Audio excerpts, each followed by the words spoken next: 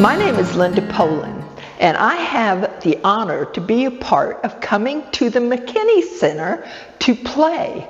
Not only to play, but to be in plays, like the Old Time Radio Show. What fun that is, because you get to read from a script and you don't have to keep everything up here, which is very helpful sometimes. But what's exciting is there's something special coming up. It's a special Ernest McKinney Day of Giving. And you know what? It's so special because there's kids out there that would love to come and play here also. And they get scholarships from the money that you so generously donate to help us here. Now, there's all kinds of stories. I'm here representing storytelling. I'm the resident storyteller for the town of Jonesborough. But McKinney Center just brings out so much in you.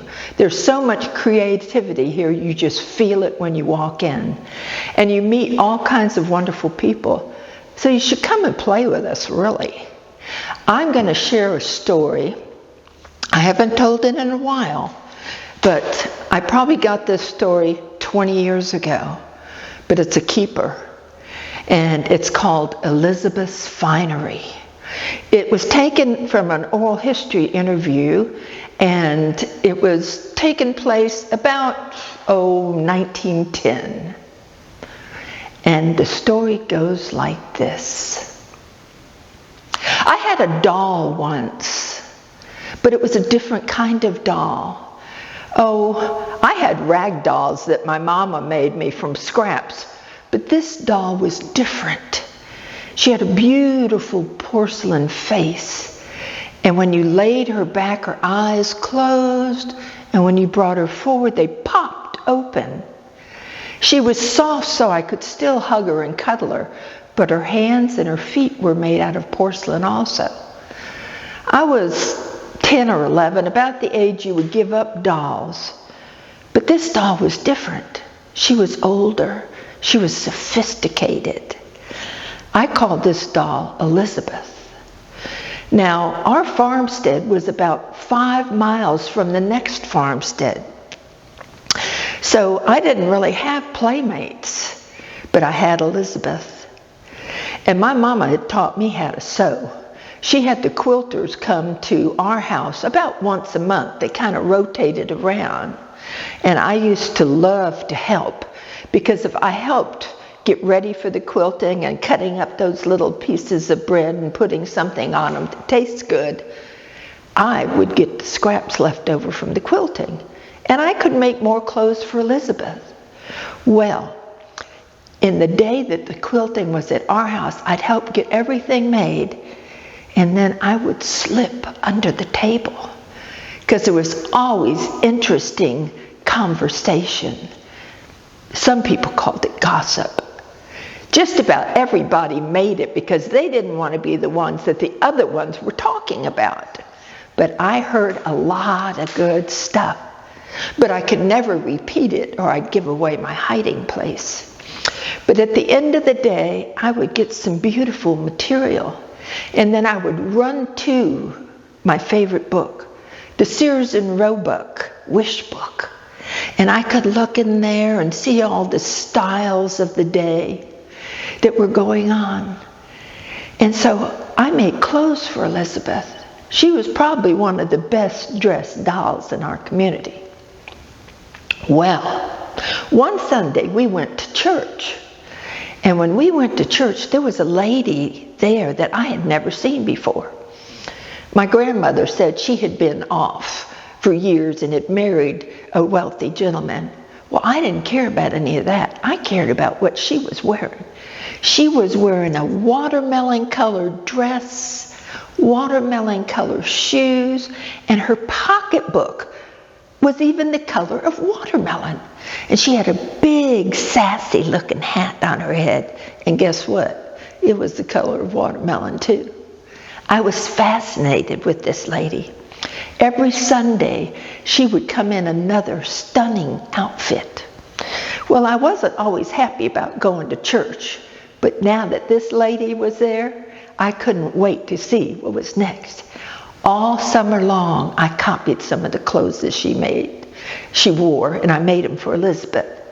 Well, one time, late in the fall, she showed up, and she had this thing around her neck and kind of hanging on her shoulders, too. It was fur. But if you looked real close, you'd see the heads of foxes biting on the behinds, well, actually the tails of the fox in front of them. And they went all around her. Now, there were some other ones, too. I think they were rabbits, but I was kind of interested in the fox and how they were connected. Well, it just so happened that one Sunday, we sat right behind her, and I was studying them foxes and that collar. I was looking at them so hard that evidently I was so still that my mama thought something was wrong with me. She reached over and put her hand on my forehead and brought me out of my designing trance. Well, I knew I had to make a stole like that for Elizabeth. I didn't quite know what I was going to make them out of because she was quite a bit smaller. Well, I went home and I started figuring, and I knew what I needed. I needed mice. Well, I went to the catalog, my wish book, but there was no mouse fur listed in that book. But I knew where I could get me some. I sure did. And I'd be doing my daddy and my uncle a favor too, because they were always complaining about how the mice would destroy good corn, and the mice would do this and the mice would do that.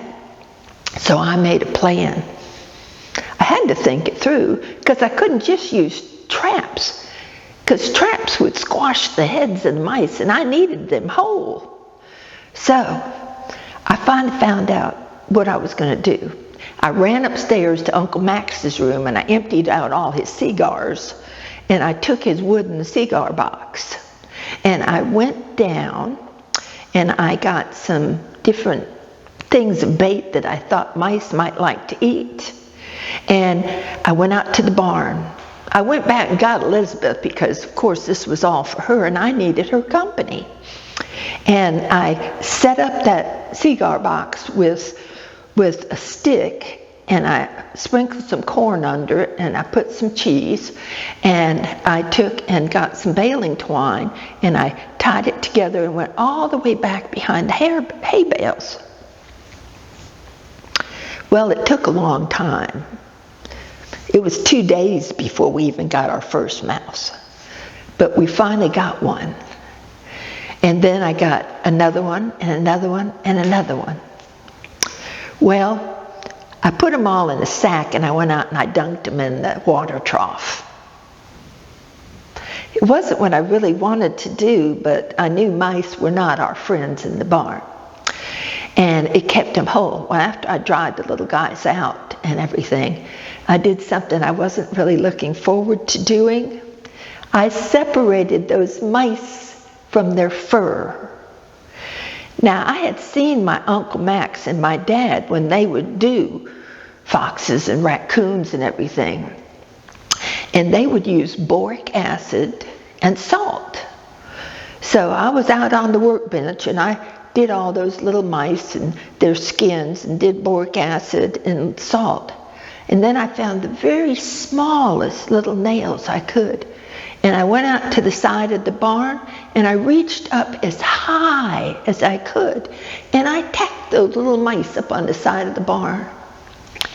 Now, I had never paid attention to how long Uncle Max and Poppy took and let those animals stay out there to, what was it they called it? To cure. And so I'd go check them every day. And maybe I didn't leave them up quite as long as they should have been up, but I was impatient to get that stole made. So I stitched, and those long skinny mice tails just didn't work like those fox tails did.